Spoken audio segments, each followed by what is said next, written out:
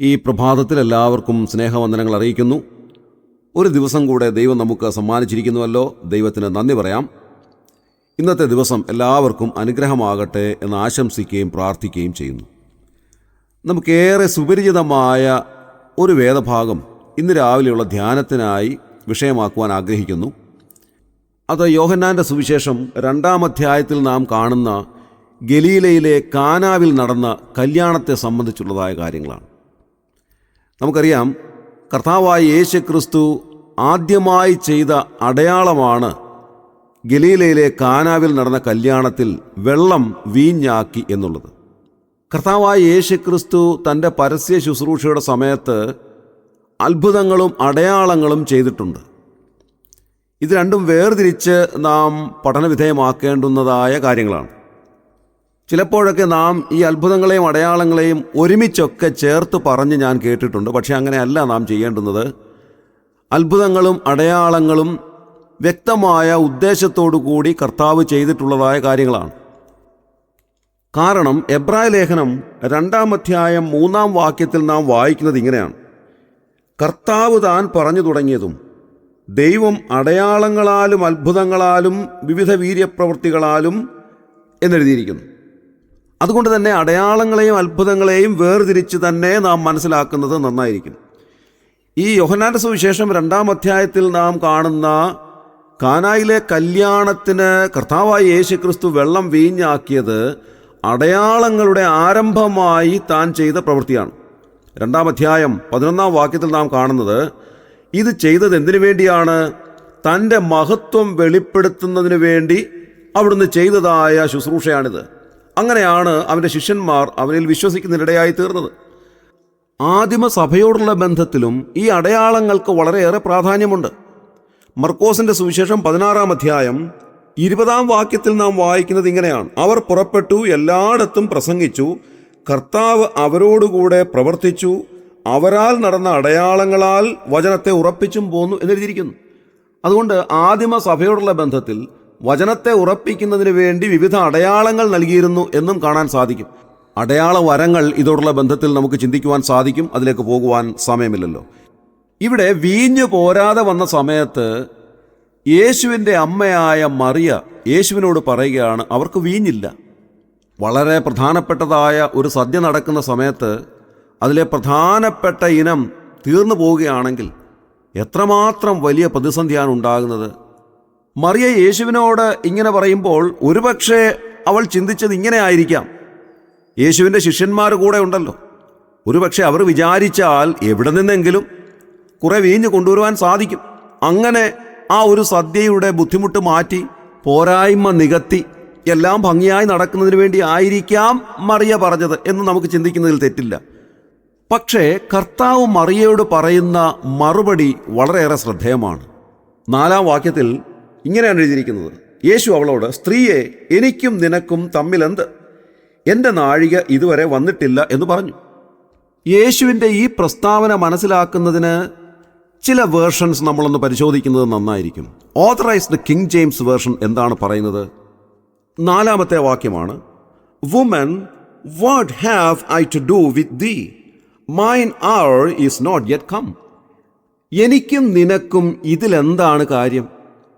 നമ്മൾ എന്തെങ്കിലും ചെയ്യേണ്ടുന്നതായ ഒരു കാര്യമല്ല ഇത്. മാനുഷികമായ നിലയിൽ നാം ചെയ്യേണ്ടുന്ന സമയമല്ല ഇത്. ദൈവപ്രവൃത്തി വെളിവാകേണ്ടുന്ന സമയമാണ്.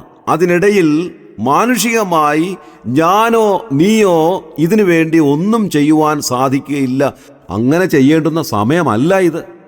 ഇതേ വാക്യത്തിൻ്റെ അടുത്തൊരു ട്രാൻസ്ലേഷൻ ന്യൂ കിങ് ജെയിംസ് വേർഷനിൽ അല്പം കൂടെ നമുക്ക് വ്യത്യസ്തമായി മനസ്സിലാക്കുവാൻ സാധിക്കുന്ന രീതിയിലാണ്.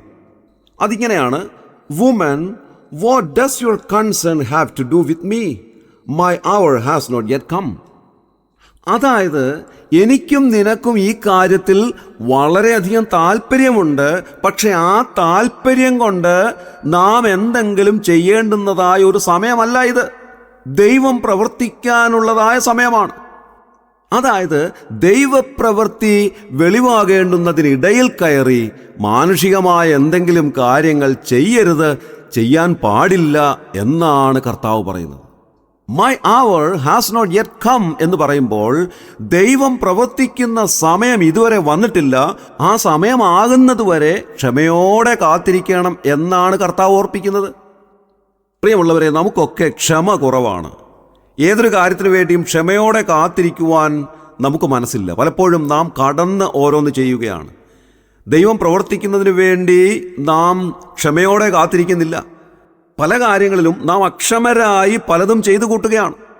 ഇന്ന് രാവിലെ നമുക്ക് പല ആവശ്യങ്ങളുണ്ടായിരിക്കാം, പല കാര്യങ്ങൾ ഓർത്ത് നാം ഭാരപ്പെടുന്നുണ്ടായിരിക്കാം, ദൈവസന്നിധിയിൽ പറഞ്ഞിരിക്കുന്ന, ദൈവത്തോട് അപേക്ഷിച്ചിരിക്കുന്ന പല കാര്യങ്ങളുണ്ടായിരിക്കാം. ദൈവവചനം നമ്മോട് പറയുന്നത് കർത്താവിൻ്റെ സമയമാകുമ്പോൾ ദൈവം നമുക്ക് വേണ്ടി അത് ചെയ്തു തരും എന്നാണ്. അതുവരെ നാം ക്ഷമയോടെ കാത്തിരിക്കേണ്ടത് ആവശ്യമാണ്.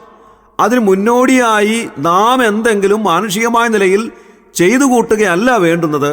കർത്താവിൻ്റെ കരങ്ങളിലേക്ക് കൊടുത്തിരിക്കുന്ന കാര്യത്തിന്മേൽ ദൈവം പ്രവർത്തിക്കുന്ന സമയം വരെയും ദൈവപ്രവൃത്തി വെളിപ്പെടുന്നത് വരെയും ക്ഷമയോടെ കാത്തിരിക്കേണ്ടത് ആവശ്യമാണ് എന്ന് ദൈവവചനം നമ്മെ ഓർമ്മിപ്പിക്കുന്നു. ഇത് ശുശ്രൂഷകളുമായി ബന്ധപ്പെട്ട് നമുക്ക് ചിന്തിക്കുവാൻ സാധിക്കും എന്ന് ഞാൻ വിചാരിക്കുന്നു. അതായത്, ആത്മീയ ശുശ്രൂഷകൾക്കിടയിൽ അനാത്മീയമായ കാര്യങ്ങൾ ചെയ്യുവാൻ ആരെയും അനുവദിക്കരുത് എന്നും അതിനൊരു വശമുണ്ട് എന്ന് ഞാൻ കരുതുകയാണ്. പല സഭകളെയും പല ശുശ്രൂഷകളെയും നോക്കുമ്പോൾ ആത്മാവിൽ ചെയ്യേണ്ടുന്നതായ ശുശ്രൂഷകൾ, ആത്മീയർ ചെയ്യേണ്ടുന്നതായ ശുശ്രൂഷകർ, അനാത്മീയർ കൈയടക്കി പലതും ചെയ്യുന്നത് കാണുമ്പോൾ ഈ വചനം ഞാൻ ഓർമ്മിക്കാറുണ്ട്. ആത്മീയ ശുശ്രൂഷകളുടെ ഇടയിൽ അനാത്മീയമായ യാതൊരു കാര്യങ്ങളും അതിലുണ്ടാകുവാൻ പാടില്ല എന്ന് ദൈവവചനം നമ്മെ അറിയിക്കുന്നു. ഇതോടുള്ള ബന്ധത്തിൽ ചിന്തിക്കുമ്പോൾ ഇന്നത്തെ കല്യാണങ്ങൾ നാം പരാമർശിക്കേണ്ടുന്നതാണ്. പക്ഷേ സമയമില്ലാത്തത് കൊണ്ട് അതിലേക്ക് ഞാൻ പോകുന്നില്ല. യേശു കർത്താവിൻ്റെ മറുപടി മറിയയ്ക്ക് നന്നായി മനസ്സിലായി. അതുകൊണ്ട് മറിയ പിന്നീട് ഒന്നും കർത്താവിനോട് പറയുന്നില്ല. അവൾ ചെയ്തതെന്താണ്? ശുശ്രൂഷക്കാരോട് പറയുകയാണ്, അവൻ എന്തെങ്കിലും കൽപ്പിച്ചാൽ നിങ്ങൾ അത് ചെയ്യുവീൻ. ഞാനിങ്ങനെ ചിന്തിക്കുന്നു, അപ്പോൾ മുതൽ ശുശ്രൂഷക്കാർ യേശുവിൻ്റെ കൂടെ നടക്കുകയാണ്. യേശു എവിടെ പോയാലും അവിടേക്ക് ചെല്ലുന്നു. യേശു ഇരിക്കുമ്പോൾ യേശുവിൻ്റെ അരികിൽ വന്ന് നിൽക്കുകയാണ്. കാരണം യേശു കർത്താവ് എന്തെങ്കിലും കൽപ്പിച്ചാൽ അത് കേൾക്കണം, കേൾക്കാതെ പോകരുത്. എപ്പോഴാണ് അവിടുന്ന് സംസാരിക്കുന്നതെന്ന് നമുക്കറിഞ്ഞുകൂടാ. അതുകൊണ്ട് ശുശ്രൂഷക്കാർ കർത്താവിൻ്റെ കൂടെ നടക്കുകയാണ്. ഇന്ന് രാവിലെ ഒരു വലിയ ആത്മീയ സത്യം കൂടെ ഓർപ്പിച്ച് ഈ പ്രഭാത ചിന്തകൾ ഞാൻ അവസാനിപ്പിക്കട്ടെ. ദൈവമക്കളുടെ ജീവിതത്തിൻ്റെ ഓരോ സമയത്തും, ഏതൊരാവശ്യത്തിൻ്റെ മുഖത്തും, ഏതൊരു സമയത്തും ദൈവം നമ്മോട് കൽപ്പിക്കുന്ന ചില കാര്യങ്ങളുണ്ട്. കർത്താവിന് ചിലത് നമ്മോട് കൽപ്പിക്കാനുണ്ട്. അത് കേൾക്കുവാൻ നാം ബാധ്യസ്ഥരാണ്. കർത്താവിൻ്റെ കൂടെ നാം സഞ്ചരിച്ചെങ്കിൽ മാത്രമേ അത് കേൾക്കുവാൻ കഴിയുകയുള്ളൂ. ഹാനോക്ക് ദൈവത്തോട് കൂടെ നടന്നതുപോലെ കർത്താവിനോട് ചേർന്ന് നടക്കുന്ന ആളിന് മാത്രമേ കർത്താവ് നമ്മോട് കൽപ്പിക്കുന്ന കാര്യങ്ങൾ കേൾക്കുവാൻ സാധിക്കുകയുള്ളൂ. ഇന്ന് രാവിലെ ഒരുപക്ഷെ ഞാൻ ഈ സംസാരിക്കുന്ന സമയത്ത് തന്നെ ദൈവാത്മാവ് നിങ്ങളോട് ചില കാര്യങ്ങൾ വ്യക്തിപരമായി സംസാരിക്കുന്നുണ്ടായിരിക്കാം. ദൈവവചന ശുശ്രൂഷയുടെ സമയത്ത്, ദൈവവചന ധ്യാനത്തിൻ്റെ സമയത്ത്, ഒരുപക്ഷെ നാം പാട്ടുകൾ പാടുമ്പോൾ, മറ്റു ചിലപ്പോൾ നാം പ്രാർത്ഥിക്കുമ്പോൾ ദൈവാത്മാവ് നമ്മോട് ഇടപെടുന്നു, നമ്മോട് സംസാരിക്കുന്നു. അപ്പോൾ ദൈവം നമ്മോട് കൽപ്പിക്കുന്ന കാര്യങ്ങൾ കേൾക്കുവാൻ സാധിക്കുന്നു. അതാണ് വാസ്തവത്തിൽ നാം ചെയ്യേണ്ടുന്നത്. അപ്പോഴാണ് ആ വാക്കുകൾക്ക് അനുസരണമായി നാം പ്രവർത്തിക്കേണ്ടുന്നത്. ഇന്ന് രാവിലെ ദൈവാത്മാവ് നിങ്ങളോട് സംസാരിക്കുന്നത് കേൾക്കുവാൻ ദൈവം നിങ്ങളുടെ ഹൃദയങ്ങളെ തുറക്കട്ടെ എന്ന് ഞാൻ പ്രാർത്ഥിക്കുകയാണ്. ഒരുപക്ഷെ നമ്മെ വല്ലാതെ പ്രയാസപ്പെടുത്തുന്ന വിഷയങ്ങളിന്മേൽ, നമ്മുടെ രോഗമായിരിക്കാം, ക്ഷീണമായിരിക്കാം, നമ്മുടെ ബുദ്ധിമുട്ടുകളായിരിക്കാം, നമ്മെ വല്ലാതെ ഭാരപ്പെടുത്തുന്ന ഏതെങ്കിലും ഒക്കെ കാര്യങ്ങളായിരിക്കാം, അതിന്മേലൊക്കെ ദൈവം നമ്മോട് കൽപ്പിക്കുന്ന ചില കാര്യങ്ങളുണ്ട്. അത് ഇന്ന് രാവിലെ കേൾക്കുവാൻ കർത്താവ് സഹായിക്കട്ടെ. ദൈവവചനം ധ്യാനിക്കുമ്പോഴോ ദൈവവചന ശുശ്രൂഷയുടെ മുഖത്തോ ഒക്കെ ദൈവം നമ്മോട് എല്ലാ കാര്യങ്ങളെ സംബന്ധിച്ചും കൽപ്പിക്കുന്നുണ്ട്. അത് കേൾക്കുവാൻ ഇന്നത്തെ ദിവസം കർത്താവ് നിങ്ങളെ സഹായിക്കട്ടെ. അത് നിങ്ങളുടെ ജീവിതത്തിന് വലിയൊരു അനുഗ്രഹമാകട്ടെ. അവൻ നിങ്ങളോട് എന്തെങ്കിലും കൽപ്പിച്ചാൽ അത് ചെയ്യുവിൻ. നമ്മുടെ കണ്ണുകളെ അടയ്ക്കാം, പ്രാർത്ഥിക്കാം. ക്രിസ്തുവേശുവിലൂടെ അതിവാത്സല്യമായി ഞങ്ങളെ സ്നേഹിക്കുന്ന സ്വർഗീയ പിതാവാം നല്ല ദൈവമേ, അനുഗ്രഹകരമായ ഈ പ്രഭാതത്തിനായി ഞങ്ങൾ നന്ദിയോടെ സ്തോത്രം ചെയ്യുന്നു. കർത്താവെ, ഞങ്ങൾ ചിന്തിച്ചതുപോലെ ഞങ്ങളുടെ ജീവിതത്തെ സംബന്ധിച്ച് അവിടുത്തേക്ക് വലിയ പദ്ധതികളുള്ളതിനായി ഞങ്ങൾ നന്ദിയോടെ സ്തോത്രം ചെയ്യുന്നു.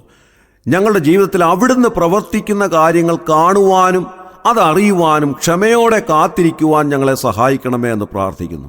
അവിടുത്തെ ആലോചന കൂടാതെ ഒന്നും ചെയ്യുവാൻ ഞങ്ങളെ അനുവദിക്കരുതേ എന്ന് ഞങ്ങൾ പ്രാർത്ഥിക്കുന്നു കർത്താവേ. അതുപോലെ അവിടുന്ന് ഞങ്ങളോട് കൽപ്പിക്കുന്നത് കേൾക്കുവാനും അത് ചെയ്യുവാനും ഞങ്ങളെ സഹായിക്കണമേ. അവിടുന്ന് എന്ത് കൽപ്പിച്ചാലും അത് ചെയ്യുവാൻ ഞങ്ങളെ തന്നെ ഒരുക്കുവാൻ ഞങ്ങളെ സഹായിക്കണമേ കർത്താവേ. ഈ ശുശ്രൂഷയിൽ സംബന്ധിക്കുന്ന എല്ലാവരെയും അവിടുന്ന് അനുഗ്രഹിക്കണമേ. വിവിധ ഭാരങ്ങളാലോ പ്രയാസങ്ങളാലോ രോഗത്താലോ ക്ഷീണത്താലോ ഒക്കെ ബുദ്ധിമുട്ട് അനുഭവിക്കുന്നവരുണ്ടല്ലോ കർത്താവേ. അവരോട് അവരെ സംബന്ധിച്ച് അവിടുന്ന് കൽപ്പിക്കണമേ എന്ന് പ്രാർത്ഥിക്കുന്നു. അവരെന്ത് ചെയ്യണമെന്ന് അവരോട് കൽപ്പിക്കണമേ.